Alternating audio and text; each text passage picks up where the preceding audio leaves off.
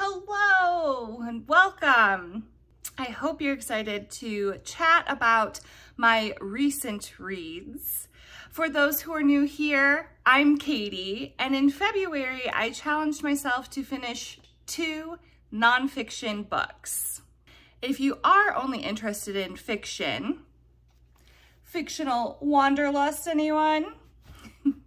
If you're interested in just fiction, I'll go ahead and put a timestamp because I did also finish a fiction book in February as well.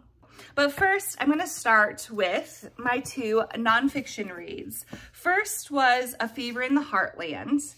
This book was part of an online book club that I joined in an effort to build online community.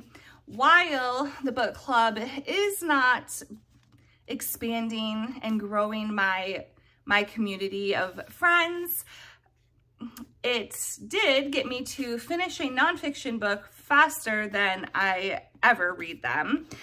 Wilmington's Lie is a book that I picked up a little over a year and a half ago when I moved to North Carolina. Wilmington is a port town here in North Carolina, so I was very intrigued to read this book and learn some of the state's history, but also this book. If you are interested to know U.S. history, this book is a must read because what happened here in Wilmington, North Carolina has a large impact throughout the U.S. So let's start with A Fever in the Heartland. Why? Because I didn't love this book. It's just history though, right? So I can't think, it's very hard for me to think through and process why I don't like this book. I think possibly, so the rest of the book title is The Ku Klux Klan's Plot to Take Over America and the Woman Who Stopped Them. The woman who stopped them, it was people's actions. I mean, granted, something happened to her, and it was that event that provided the platform to bring large attention to what happened or what was going on, I guess. But others were actively trying to bring attention to what was going on. This book even covers a journalist who gets thrown in jail and beaten up because of the things he was writing about the KKK. So I don't know, the title feels maybe a little clickbaity to me. I'm also thinking I just wish that the woman who, who stopped them had done so in some impressive, I don't know. I mean, spoiler alert, she dies. And that's and her death is what gives the platform for the other folks to talk about what happened.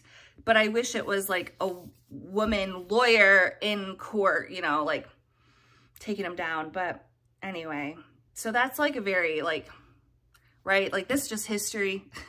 That's not the author's fault. And if you care to know the history, do read this book. I don't know. I just don't love it. Also, I do think maybe it doesn't need to be this thick. Maybe if we weren't trying to make a book out of it, we could probably get through this in 25, 45 pages. But even so, let me just quickly highlight some of the early pages where I learned things. So one, there was a second coming of the KKK, which is what this book covers, but it does inform me that at one point, President Grant kind of authorized Congress to do what they needed to do in order to go after the KKK.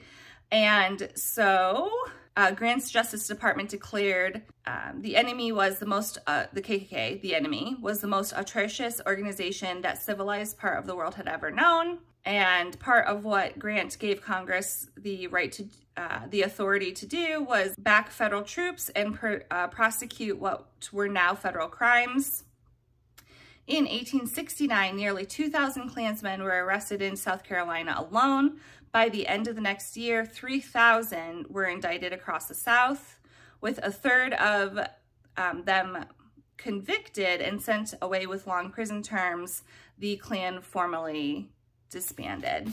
So that was interesting to me because this book then picks up and says, but they came back. So Indiana plays a huge part in this. Evansville, Indiana was kind of a kicking off point for the second coming of the Invisible Empire. So it was in 1860s that Indiana allowed vigilante groups to form. They were lawfully deputized with the express purpose of arresting horse thieves.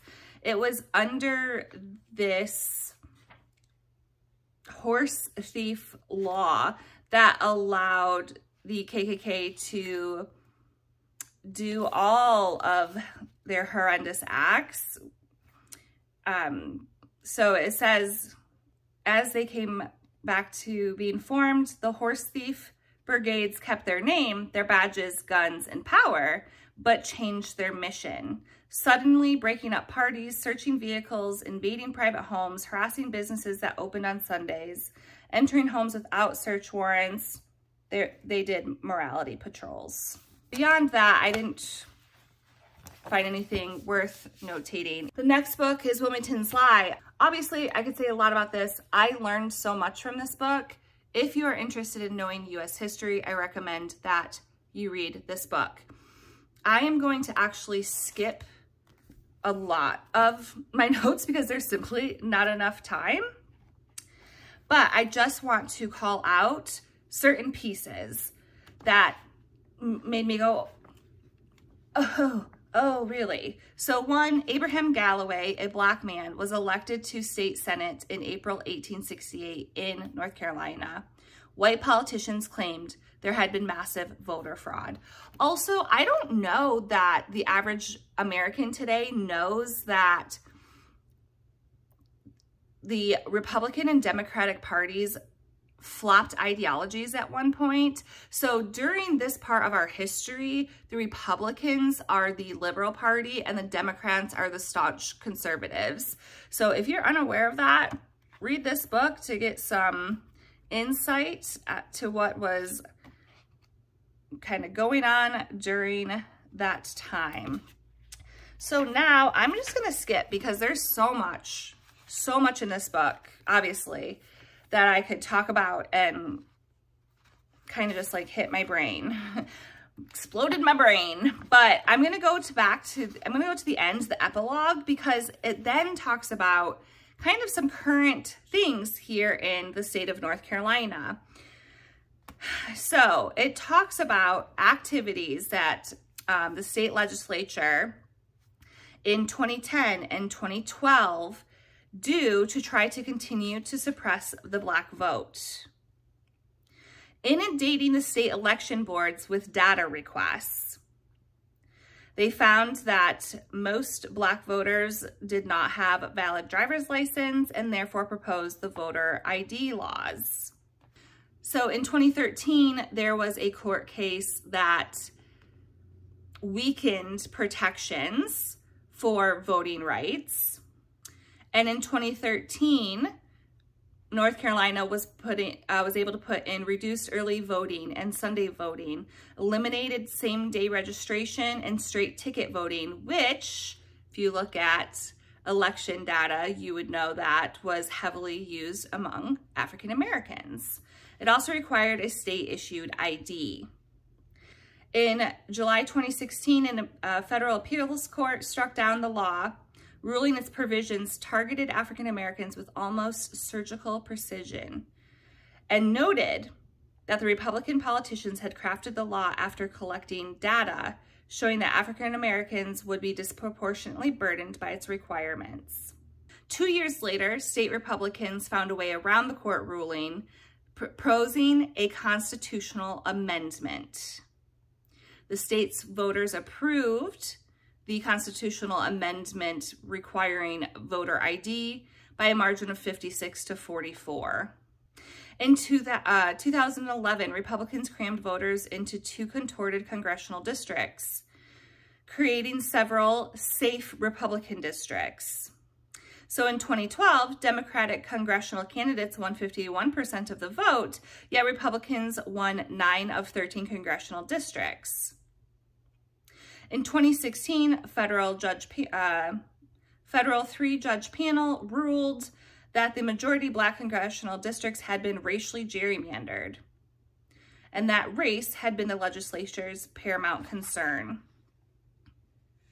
Oh, this part is really fascinating to me. School textbooks.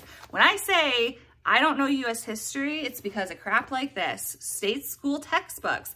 In 1933, North Carolina textbooks placed blame for the 1898 killings, the coup, on elected Black officials. In 1940, the textbooks blamed Black citizens. In 1940, the textbooks described the KKK as a club who scared lawless men into acting decently. However, in 1951, North Carolina historian Helen Esmond did a doctoral thesis and debunked white myths of the 1898 in her meticulously researched doctoral thesis. Louis T. Moore, chairman of the New Hanover Historical Commission, described her account as inflammatory and not in accord with real facts, and wrote, the 1898 coup was distinctly a revolution and not a race riot, as she terms it. Now, fast forward to 2000. Their North Carolina legislature passed a bill to create a state commission to investigate causes and impact of the 1898 coup. So I know I skipped over this before, but prior to the 1898 coup, Wilmington had a thriving Black middle class. A lot of Black people were moving into Wilmington due to the jobs that were offered. It was a thriving port town. So in 2006, and the coup of 1898 really changed the government. People were like kicked out of Wilmington, told to leave and never come back, should they be killed. It's a really horrible event. And if you would like to know the history and understand the ripple effects that the event has and had, read this book. Going back to 2006, when the state commission that was put together to investigate the causes and impact of the 1898 coup published their findings, 2006. It upended white myths a century old. It concluded the coup was a documented conspiracy by Wilmington's white elite to overthrow a legitimately elected government. The report concluded that the coup and the killings led directly to strict residential segregation in Wilmington, decades of Jim Crow discrimination, and the disenfranchisement of the state's Black citizens. The report also challenged an enduring Black myth that whites seized property of hundreds of Black residents. This is based on detailed study of deeds and tax records, which show no evidence of such, and says Wilmington's whites sought to rob Blacks of their civil rights, not their property. The commission also upended the myth that Blacks in Wilmington's city government in 1898 were corrupt or incompetent. The epilogue of this book really brings the 1898 history over 100 years ago to current day. It truly makes my head just kind of explode based on things that I kind of see as similar to things that are said or happening in the US today. If we don't know our history, doomed to repeat it. So read the book. I don't know. That was my second filming of the nonfiction part of this chat. I don't know that I did any better at being quicker. Oh man. So those who are here for fiction, I do not have a light fiction read for you either. I, a while ago, had looked up authors and books that had either diversity in their authors or the books itself, and I actually found Evil Eye by Ataf, but I had also previously heard about their book, A Woman is No Man, and just decided to go ahead and read this before I went to Evil Eye. I don't think they're like series of any kind, but I just told myself to read it, and I'm so glad I did. This may be my new favorite fiction book. I loved it. Also, I generally do not love books that have multiple perspectives in it. I guess maybe, I don't know if I can say that's true, because Iverson's Rules of Commuting I read recently, and I really enjoyed that book, and I do think that kind of had perspective of multiple characters. So maybe that's not true, but this book, oh my gosh, it gutted me. Triggers, you need to know that this will trigger, but the generational trauma and the way that it is captured here and how it impacts the continued generations, wow, so well written. And I think generational trauma is something that we really have just started to talk about in various areas, right? Like, it's not, generational trauma is now a term that we're familiar with, whereas, I don't know, maybe even 5 years ago, people would not have be very familiar with such a term. So this book, wowzers, oh my gosh. I mean, it just makes you want to hug your mom and your grandmom and your great-grandmom and your grandma's grandmas and your sisters and just all women and everyone who is impacted by generational trauma. It is so well written, and also it gives insight to Palestinian America as well as Palestine. Oh my gosh.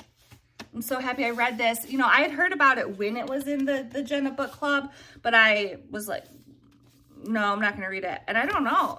I don't think I should be turning away from any of this Read with Jenna book club stuff, because this is a phenomenal read. It is a must read. Just know it's not light and fluffy, but life is not always light and fluffy. And the book, or sorry, and the ending, to say, I mean, these books just blow in my brain constantly. I'm, oh my gosh, the ending. Have you read this? Don't spoil it for people. People go read this. The ending. That's all I have to say here. If you're interested in what I'm reading currently, one of the books that I'm currently reading is Atomic Habits. I'm actually rereading that because I am working on systems and getting good routines that just lead to a healthful, happy, content, really, life. So stick around if you're interested to continue hearing about the books that I read, and hopefully maybe I can start getting people to read the books with me. Are you interested in reading any of these books? Have you read any of these books? Let me know what your thoughts were down in the comments. Thank you so much for hanging out with me. This was a long one. I know there's just a lot to get through.